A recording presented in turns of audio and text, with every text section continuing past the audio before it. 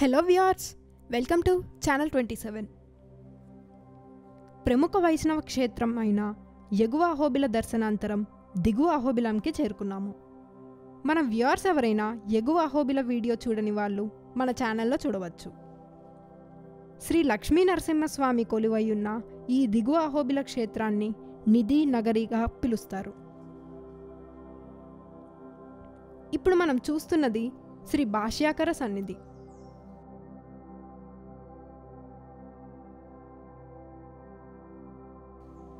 ఆలయంకి ఎదురుగా ఎడం వైపున ఉన్న పుష్కరిణి చూడవచ్చు. ఆలయ దర్శన సమయము ఉదయం 6 గంటల నుండి మధ్యాహ్నం 1 గంట వరకు మరియు మధ్యాహ్నం 3 గంటల నుండి రాత్రి 8 గంటల వరకు.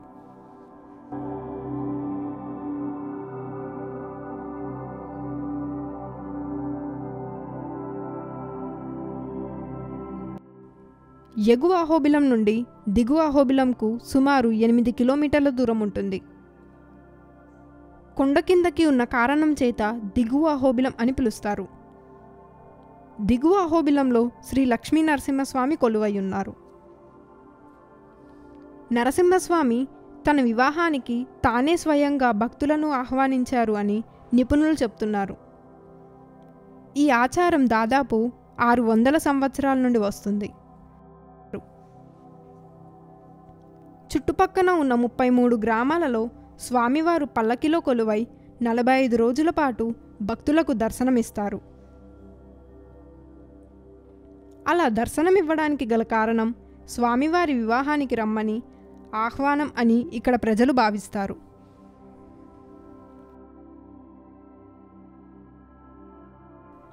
అహోబిలం అనేది నవనరసింహులకు ప్రత్యేకత.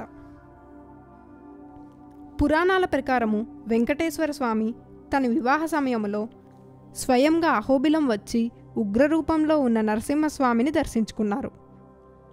ఆ సమయంలో సామాన్య ప్రజలు ఉగ్రరూపంలో ఉన్న లక్ష్మీ నరసింహస్వామిని చూసి భయపడుతున్నారు అని వెంకటేశ్వర స్వామి భావించి స్వామి స్వయంగా ఎగువ భాగము నుండి 8 కిలోమీటర్ల కొండ కింద ఒక విగ్రహాన్ని ప్రతిష్ఠించడం జరిగింది. ఆ విగ్రహమే శ్రీ లక్ష్మీ నరసింహస్వామి వారి విగ్రహం. ఆలయం బయట ఎడం వైపున ఒక ఫోటో గ్యాలరీ కూడా ఉంది. దీనికి ఎటువంటి ఎంట్రీ ఫీ లేదు. అహోబిలం గురించి అన్ని వివరాలు కూడా ఫోటో గ్యాలరీలో పెట్టడం జరిగింది. అహోబిల లక్ష్మీ నరసింహస్వామిని ఇక్కడ స్థానికులు ఓబులేశ్వరుడు అని కూడా పిలుస్తారు. ఈ ఆలయం చాలా ప్రశాంతమైన వాతావరణంలో ఉంది.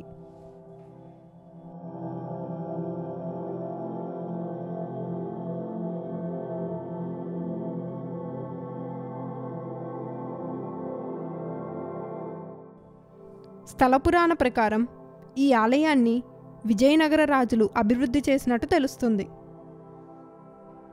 ఈ ఆలయంలోని ఉన్న శిల్పకళ పర్యాటకులను ఎంతో ఆకట్టుకుంటుంది.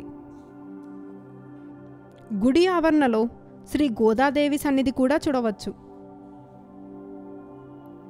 అహోబిల క్షేత్రం కొలువైయున్న నల్లమల కొండలని విష్ణువు పవనించే ఆదిశేషులతో పోలుస్తారు.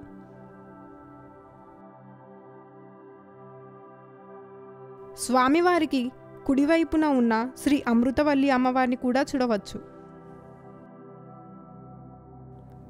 అహోబిలం కొండలని ఆదిశేషుని మధ్య భాగంగా పోలుస్తారు.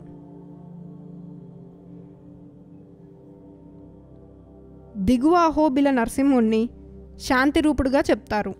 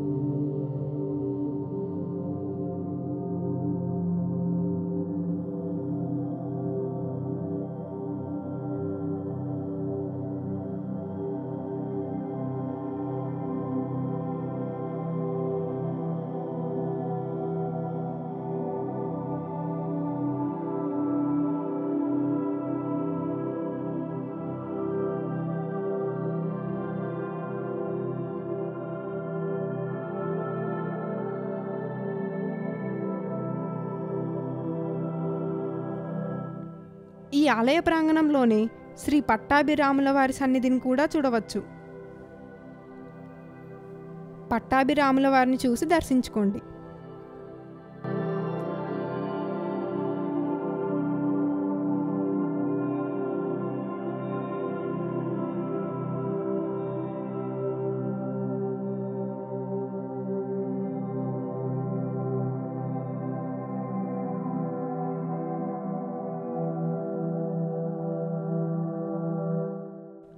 శ్రీ అహోబిల మఠం 7వ పీఠాధిపతి కాలంలో అహోబిల క్షేత్రమును గోల్కొండ నవాబు దండయాత్ర నుండి కాపాడిన సందర్భంగా శ్రీ రంగరాయల వారిచే ఈ స్తంభస్థాపన జరిగింది.